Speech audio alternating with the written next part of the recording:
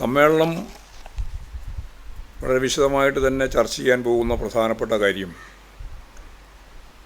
കഴിഞ്ഞ 3 വർഷക്കാലത്തിനിടയിൽ കേരളത്തിലെ പാർട്ടി നടത്തിയിട്ടുള്ള രാഷ്ട്രീയ സംഘടനാ പ്രവർത്തനങ്ങളെ വിശദമായിട്ട് പരിശോധിക്കുക എന്നുള്ളത് തന്നെയാണ് സമ്മേളനത്തിൻ്റെ അജണ്ട. അത് സ്വയം വിമർശനം എന്ന അടിസ്ഥാനത്തിൽ അതുമായിട്ട് ബന്ധപ്പെട്ട് ഉയർന്നു വരുന്ന കൃത്യമായ കാര്യങ്ങൾക്കെല്ലാം കൃത്യമായ മറുപടി പറഞ്ഞുകൊണ്ട് തന്നെ സമ്മേളനം ഈ അറിയുന്ന കഴിഞ്ഞ 3 വർഷക്കാലത്തെ സംഘടനാപരവും രാഷ്ട്രീയവുമായ എല്ലാ തലങ്ങളെ സംബന്ധിച്ചുള്ള ചർച്ച നടത്താൻ ഉദ്ദേശിക്കുക. പിന്നെ കഴിഞ്ഞ 23-ാം പാർട്ടി കോൺഗ്രസ് മുന്നോട്ടേക്ക് വെച്ച രാഷ്ട്രീയ സംഘടനാ കാഴ്ചപ്പാടുകൾ നടപ്പിലാക്കുന്നതിൽ കേരളത്തെ സംബന്ധിച്ചിടത്തോളം എത്രത്തോളമാണ് മുന്നോട്ട് പോകാനായിട്ടുള്ളത് എന്നതും പരിശോധനയ്ക്ക് വിധേയമാകും. പ്രവർത്തനങ്ങളിലുണ്ടാവുന്ന നേട്ടങ്ങൾ നിലനിർത്തിയും കോട്ടങ്ങൾ മനസ്സിലാക്കി പരിഹരിച്ചും മുന്നോട്ടേക്ക് പോകുന്ന രീതിയാണ് കമ്മ്യൂണിസ്റ്റ് പാർട്ടിയുടെ രീതി. അതുതന്നെയാണ് സമ്മേളനവും അവലംബിക്കുന്ന കാര്യം. ഇതിൻ്റെ അടിസ്ഥാനത്തിൽ വേണം ഭാവി പ്രവർത്തനങ്ങളെ സംബന്ധിച്ച് കൃത്യമായ കാഴ്ചപ്പാടോടുകൂടി പാർട്ടിയെ മുന്നോട്ടേക്ക് നയിക്കുന്നതിന് വേണ്ടി ആവശ്യമായ നിലപാടുകളും സമീപനങ്ങളും സ്വീകരിച്ച് മുന്നോട്ടേക്ക് പോകാൻ. കൽക്കട്ട പാർട്ടി പ്ലീനം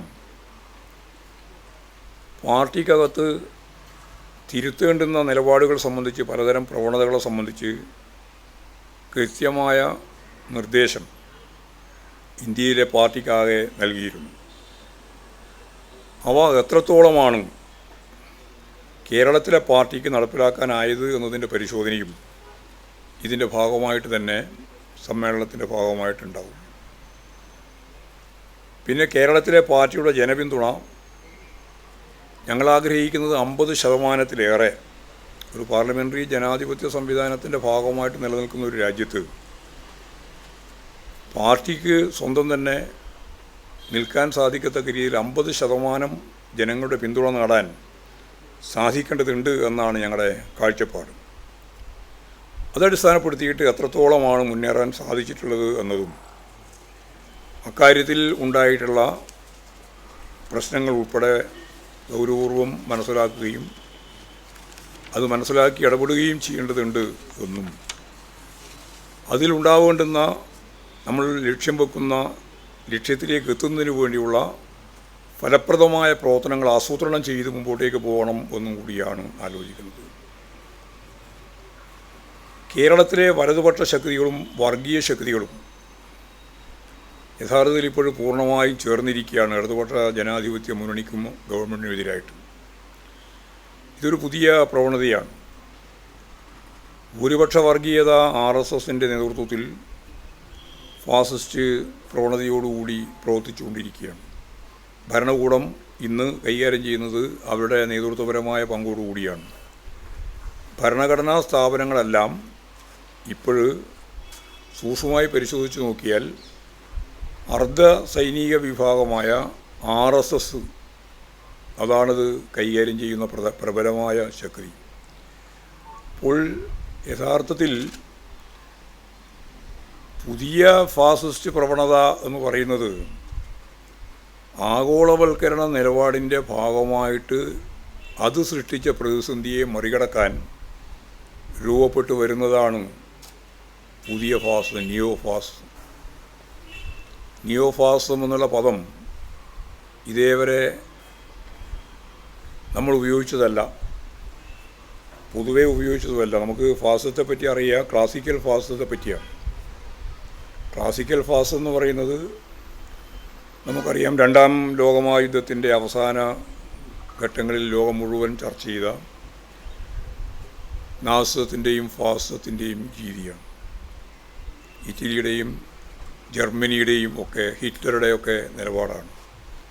ലക്ഷക്കണക്കിന് മനുഷ്യരെ ഗ്യാസ് ചാമ്പറിലിട്ട് മൃഗീയമായിട്ട് കൊലപ്പെടുത്തിയ എല്ലാ ജനാധിപത്യ അവകാശങ്ങളും ഇല്ലായ്മ ചെയ്ത് ഭരണഘടന, ഭരണകൂടം എല്ലാം ഒരു കേന്ദ്രത്തിൽ കേന്ദ്രീകരിച്ച് എല്ലാ അധികാരാവകാശങ്ങളും ജനാധിപത്യ വികേന്ദ്രീകരണത്തിൻ്റെ എല്ലാ തലങ്ങളും അവസാനിപ്പിച്ച് അധികാരം മുഴുവൻ കൈയാളുന്ന, അതിനെ അടിസ്ഥാനപ്പെടുത്തി പ്രതിപക്ഷ പ്രസ്ഥാനത്തെയും അതുപോലെ തന്നെ ജനാധിപത്യ സംവിധാനത്തെയും ഇല്ലായ്മ ചെയ്യുന്ന ഒരു പ്രക്രിയയാണ് യഥാർത്ഥത്തിൽ ഫാസിസം എന്നുള്ളതുകൊണ്ട് ഉദ്ദേശിക്കുന്നത്. അതാണ് പഴയ ക്ലാസിക്കൽ ഫാസിസം. ഇപ്പോഴും ആ രീതിയിലൊരു ഫാസിസം ലോകത്ത് എവിടെയെങ്കിലും ഉണ്ട് എന്ന് പറയാൻ സാധിക്കുന്നതല്ല. എന്നാൽ ഞാൻ നേരത്തെ പറഞ്ഞ തീവ്ര വലതുപക്ഷം, സത്യം പറഞ്ഞാൽ തീവ്ര വലതുപക്ഷം രൂപം കൊള്ളുന്നത് തന്നെ ഇന്ന് ജനങ്ങൾ അനുഭവിച്ചുകൊണ്ടിരിക്കുന്ന പ്രശ്നങ്ങൾ ആഗോളവൽക്കരണത്തിൻ്റെ ഭാഗമായിട്ട് ഉള്ളതാണ്. ആ ഉയർന്നു വന്ന ഈ പ്രതിസന്ധിയിൽ നിന്നാണ് യഥാർത്ഥത്തിൽ പുതിയ ഫാസിസ്റ്റ് രീതികൾ മുന്നോട്ടേക്ക് വരുന്നത്. അത് പാർലമെൻ്ററി ജനാധിപത്യം പൂർണ്ണമായിട്ട് അവസാനിപ്പിക്കുന്നതല്ല, അതിലൂടെയാണ് കടന്നു വരുന്നത്. ഇപ്പം ട്രംപ് തിരഞ്ഞെടുപ്പിലൂടെയാണ് വന്നത്. ഇന്ത്യയിൽ ഇപ്പോൾ നരേന്ദ്രമോദി തിരഞ്ഞെടുപ്പിലൂടെ തന്നെയാണ് വന്നത്. ആ തിരഞ്ഞെടുപ്പിൽ വന്നാൽ പിന്നെ പടിപടിയായിട്ട് എങ്ങനെയാണ് ജനാധിപത്യ മൂല്യങ്ങൾ തകർക്കുക, ആ തരത്തിലേക്ക് ഞാൻ നേരത്തെ പറഞ്ഞ ഇന്ത്യയുടെ സ്ഥിതി പറയുമ്പോൾ ഭരണഘടനാ സ്ഥാപനങ്ങൾ മുഴുവൻ എങ്ങനെ പിടിയിലൊതുക്കാം. ഇപ്പോൾ ഇലക്ഷൻ കമ്മീഷൻ നിയമനത്തിൽ ജസ്റ്റിസ് വേണ്ട, ചീഫ് ജസ്റ്റിസ് വേണ്ട, ഞങ്ങൾ കൂടി തീരുമാനിക്കും എന്ന് പറഞ്ഞാൽ അവരുടെ ഇംഗിതത്തിനനുസരിച്ച് ഇലക്ഷൻ സംവിധാനം കൈകാര്യം ചെയ്യാം. അതുപോലെ തന്നെ CBI, അതുപോലെ തന്നെ ED, അതുപോലെ തന്നെ IT, അതുപോലെ തന്നെ CAG, എല്ലാ കാര്യങ്ങളും മുഴുവൻ കാര്യങ്ങളും അവർക്ക് കൈകാര്യം ചെയ്യാൻ സാധിക്കുന്ന രീതിയിൽ കാര്യങ്ങൾ എടുക്കുകയാണെന്ന് പറഞ്ഞാൽ മെല്ലെ മെല്ലെ ഫാസിസത്തിലേക്കുള്ള യാത്രയാണ്. ഫാസിസ്റ്റിക് എന്ന് ഞങ്ങൾ ഉപയോഗിച്ചത് കൊണ്ടാണ് ഫാസിസ്റ്റ് പ്രവണത. ഈ പ്രവണത ശക്തിപ്പെടുത്തി ജനാധിപത്യവും മതനിരപേക്ഷ ഉള്ളടക്കവും ഫെഡറലിസവും ഇല്ലായ്മ ചെയ്യുന്നതിന് വേണ്ടി ശ്രമിച്ചുകൊണ്ടിരിക്കുന്ന ഒരു പ്രത്യേക സാഹചര്യത്തിലാണ് ഇന്ത്യ ഉള്ളത്.